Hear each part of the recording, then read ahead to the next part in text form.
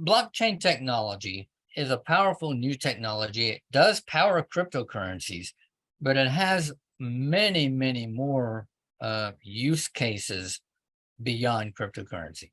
Hey Tristan, welcome back. This month, let's make it super easy. Started doing what we're doing. So let's digress for a second and talk a little bit about the difference and what all this means, because I know a lot of consumers have heard the terms Web 1.0, which was, roughly the 1990s, maybe early 2000s. Then it went to 2.0, which is really still exists today. Mm-hmm. And then now we're talking about, 3.0, which has really been around for a while, but it really hasn't been mainstream yet. So can you from a almost like a scientific standpoint, can you articulate in commoner terms so that people like me can understand what is this? What is this Web 1.2.3.0? What is all this? Yeah, great question. So the early days of the web, what we call Web 1, was very static. You could build a website if you were an internet user in those early days. You could go to a website and you could read what was on the page. You couldn't do a whole lot else. You could click a link and go to another web page, and that was about it. It was read only, what we call read only. Then Web 2 came along around 1997. A website called 6 Degrees launched, and it's typically called the first social media platform.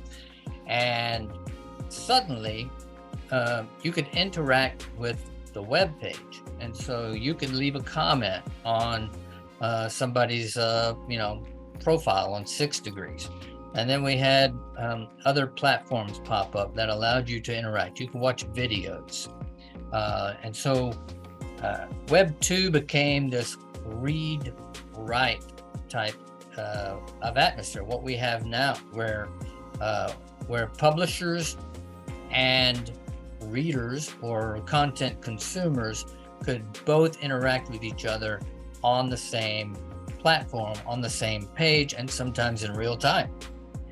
Web 3 goes a little step further, and we call it, read, write, monetize, or, read, write, publish. And it takes the Web 2 concept to the next level. And what you have is more control over your content if you're a publisher, and if you're a consumer of content. A lot of times you can earn an income or monetize content that you did not produce, that someone else produced, in the same manner or through royalties. And some means there is a value layer added to the internet as we know it. Okay, I don't know that everyone will fully understand what that means. So when you're talking about 2.0 and it's, the central, you use the word centralized on 2.0 versus decentralized on 3.0. Can you break that down in a simpler form to understand what that means? Yeah. So, centralized platforms have the ability to sort of box you in where you are. So if you take Facebook, for example, it's like a walled garden. You go in, you sign up, they have terms of service. If you violate their terms of service, they can shut you down, demonetize you, deplatform you.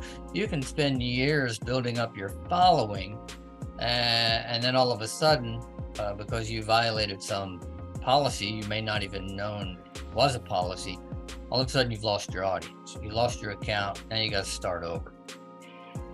Many of these Web3 platforms don't have that ability. They're what we call decentralized. And so what that means is there is no hierarchy or no organization that is in control of your account that can shut you down. So the Hive platform, for instance, is a social blogging platform. You go in, you set up an account, you have some keys, what we call keys. They're it's like a key to your car. Instead of an email address that you sign up with, you have these keys that they assign to you, but nobody has access to those but you. So if you lose them, there's nobody you can call to say, hey, I need to set up my account again. So you got to protect your own, you got to be somewhat vigilant about your own security. But the bright side is nobody can shut you down. It's a platform that anyone can use and take advantage of, but you can't be deplatformed. So what you're saying is Zuckerberg and China, which is ByteDance essentially, Elon Musk, these individuals will not be owning these platforms. Right. Yeah, an interesting thing about Twitter, we talk about Twitter, depending on who you talk to, the Elon Musk Twitter is better than the Twitter that existed before, or it's worse, because of basically political ideology. If you're an Elon Musk fan, you like Twitter the way it is now. If you're not, you liked it the way it was before.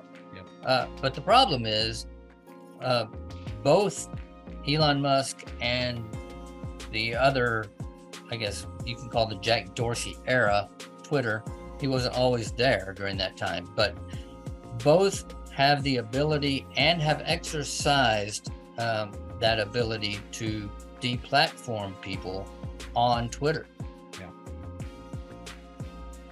Yeah, and that's a big thing nowadays. It's actually been happening probably more on TikTok. We see a lot of hacking happening on Facebook and Instagram, but actual accounts getting shut down more on TikTok, and usually they make it right and people come back. But that is an interesting point, that if you're not a creator, you probably don't experience this. But when you become a creator and you're somebody like me who has thousands of videos or thousands of pieces of content, taking down my account would be massively detrimental to my business.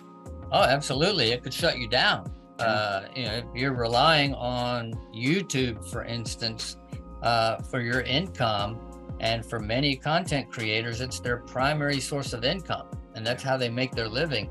And if they were shut down, then it could be detrimental to their life, their livelihood. Yeah, big time. Okay, so as we talk about this Web3 and how it relates to social, so you've kind of talked about and explained the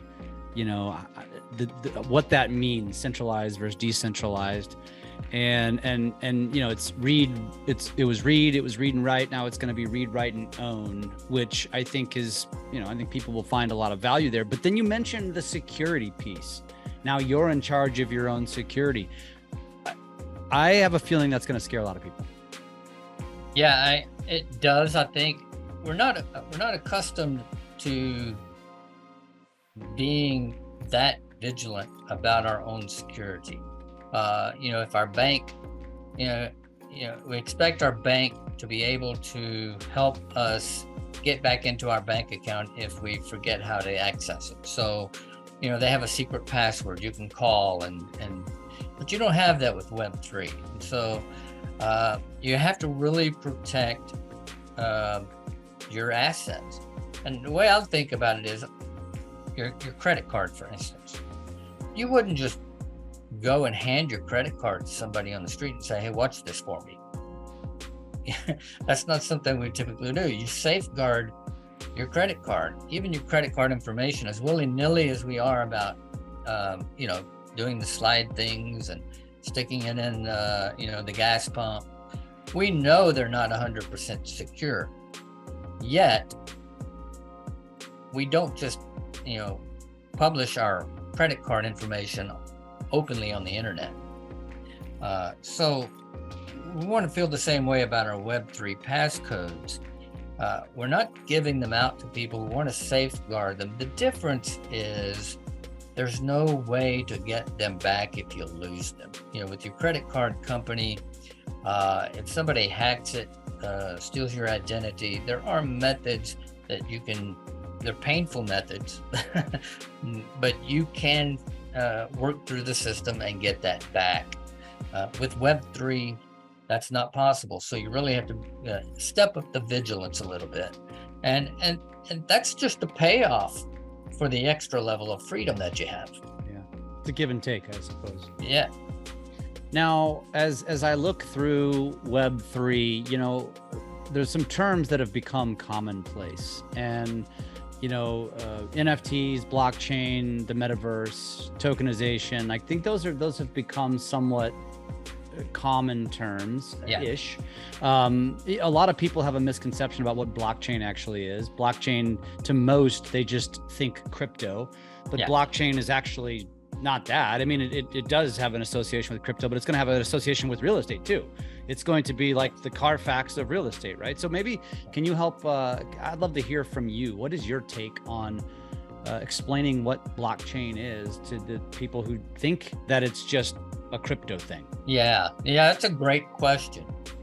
Blockchain technology is a powerful new technology. It does power cryptocurrencies, but it has many, many more use cases beyond cryptocurrency.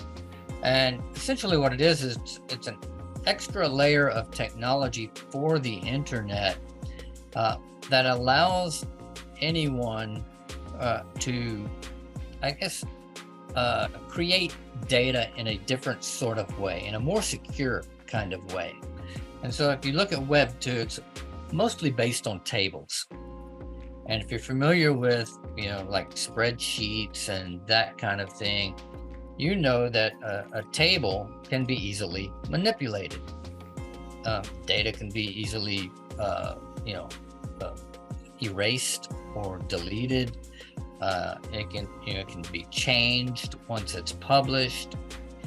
With blockchain technology, those things are not possible. So if you, for instance, publish your financial data on a blockchain, and a chain, I call it blockchain because it literally is a chain of blocks, and each block is like a data set that's been published. And so once that's published, it can't be changed.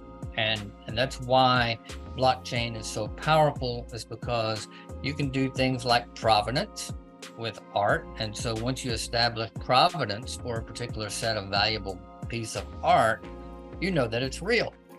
You know that it's valuable. You know that it is what it purports to be. And that's not going to change because you have the certificate that proves it. And that certificate cannot be changed. It's immutable. So blockchain technology has a lot of these different features that our current internet does not have. And one of those is enhanced security, along with that immutability. And so I don't think you have to know all about how it works to be able to use it. And so if you talk to people about the internet, a lot of people don't know how it works, but they're happy that when they log on, it works. Yeah, it's a good point.